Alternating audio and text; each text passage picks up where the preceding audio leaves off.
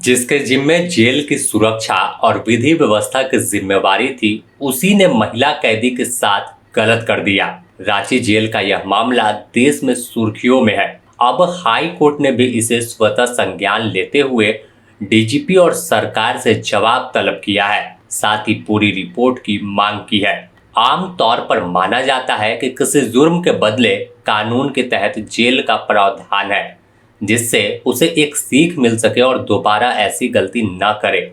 लेकिन जब जेल के अंदर ही महिला कैदी सुरक्षित ना रहे, तो फिर सवाल बड़ा हो जाता है। आखिर जवाब कौन देगा और कौन बताएगा कि जेल के अंदर एक महिला के साथ वह काम किया गया जिसकी परिकल्पना भी नहीं की जा सकती थी। इस खबर में आपको वह पूरी जानकारी देंगे कि कैसे बिरसा मुंडा केंद्रीय कारा, जो हाई सिक्योरिटी जेल है, इसके दीवार के पीछे एक काली कारनामे लिखे गए, और कारनामा कोई और नहीं बल्कि जेल अधीक्षक और जेलर पर आरोप लगा कि उसने महिला के साथ यौन शोषण किया है। इससे पहले यह जान लीजिए कि झारखंड हाई कोर्ट ने कैसे पूरे मामले को संज्ञान लिया और क्या कुछ जवाब दिया है। आखिर कैसे झारखंड हाई कोर्ट इस पूरे हाई प्रोफाइल मामले में अब सख्त हो गई है। बता दें कि झारखंड हाई कोर्ट ने इस पूरे यौन शोषण से जुड़ी खबरों को देखा, समाचार पत्र में आने के बाद, न्यूज चैनलों में चलने के बाद स्वतः संज्ञान लेते हुए शुक्रवार को वेकेशन बेंच में इस मामले की सुनवाई न्यायमूर्ति रंगन मुखोपाध्याय और न्यायमूर्ति प्रदीप कुमार श्रीवास्तव की खंडपीठ में हुई, जिसमें राज्य सरकार और डीजीपी को इस पूरे मामले में जवाब दाखिल करने का निर्देश दिया है और अगली सुनवाई 8 जून की मुकर्रर की है। बिरसा मुंडा केंद्रीय कारागार में महिला कैदी के साथ यौन शोषण मामले को गंभीरता से लेते हुए आज झारखंड उच्च न्यायालय में माननीय न्यायमूर्ति रंगन मुखोपाध्याय एवं न्यायमूर्ति प्रदीप कुमार श्रीवास्तव की खंडपीठ ने स्वतः संज्ञान लिया और इस मामले को जनहित याचिका में तब्दील करते हुए राज्य सरकार एवं डीजीपी को पूर्ण विवरण के साथ शपथ पत्र के माध्यम से जवाब दाखिल करने का निर्देश दिया है। राज्य सरकार की ओर से यह बताया गया कि इस मामले की पूरी छानबीन जारी है। इस मामले की विस्तृत सुनवाई के लिए 8 जून का समय निर्धारित किया गया है। इससे पूर्व राज्य सरकार और डीजीपी को जवाब दाखिल करना है। अब पूरे मामले में सवालों के घेरे में जेल अधीक्षक और जेलर है। एक संगीन आरोप लगा, जिसकी सच्चाई कोर्ट में सामने आने के बाद अब उम्मीद है कि जब कोर्ट ने स्वतः संज्ञान लिया है तो आगे बड़ा खुलासा इस पूरे मामले में हो सकता है। फिलहाल सभी की नजर अब अगली तारीख पर है कि सरकार और डीजीपी क्या कुछ जवाब दाखिल करती हैं।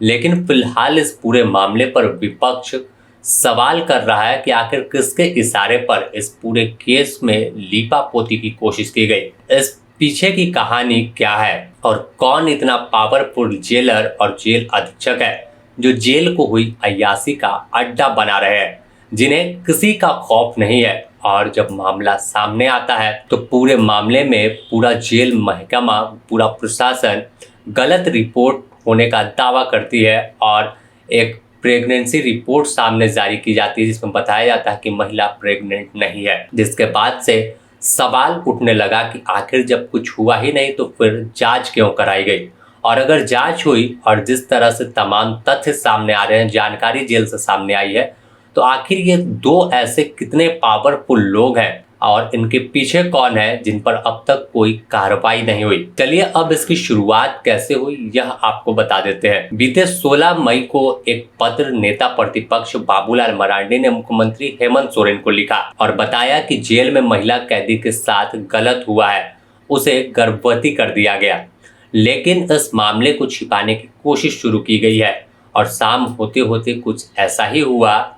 एक रिपोर्ट जारी कर बताया जाता है कि महिला गर्भवती नहीं है उसकी रिपोर्ट नेगेटिव है। इस पूरे जांच और रिपोर्ट के बाद, आरोप के बाद, इस मामले को झालसा ने संज्ञान लिया और डालसा के नेतृत्व में एक टीम को गठित कर जेल भेजा, जिससे सच्चाई जेल से बाहर आ सके। बिरसा मुंडा केंद्रीय कारा में टीम पहुंची, महिला से अलग कमरे में पूछताछ किया गया, तो जिसमें सूत्रों के हवाले से जो खबर निकलकर सामने आई कि यह पुष्टि हुई है कि महिला के साथ जेल में गलत हुआ है, उसके साथ यौन शोषण किया गया है। इस जांच के बाद अब पूरी रिपोर्ट को सील बंद लिफाफे में झालसा को डालसा की टीम ने भेजा है। इस बीच जब हाई कोर्ट ने संज्ञान लिया और अब उम्मीद है कि पूरे मामले की तफ्तीश होगी, रिपोर्ट सरकार दाखिल करेगी तो सच्चाई सामने आ सकती है। लेकिन कुल मिलाकर अब पूरे देश में ही झारखंड की चर्चा हो रही कि कैसे बिरसा मुंडा केंद्रीय कारा में तरह तरह के आए दिन मामले सामने आते हैं। अब तक शराब पार्टी, डांस, पैसा वसूली और अलग अलग कैदियों को अलग अलग तरह के ट्रीटमेंट देने का मामला सामने आया था कि यहाँ पर रेट लगाया जाता है कि कौन कितना पैसा देगा, उस हिसाब से सुविधा दी जाती है। लेकिन अब जो मामला है वह महिला सुरक्षा से जुड़ा है और हो सकता है कि आने वाले दिनों में इस पूरे मामले में महिला आयोग भी संज्ञान ले सकती है और उसके बाद टीम जो है वो सच्चाई पता लगाने उस जेल तक जाएगी जहां अब पूरे मामले में लीपापोती का खेल शुरू हुआ है। बने रहे द न्यूज़ पोस्ट के साथ, इससे जुड़ी और भी अपडेट आपको देंगे।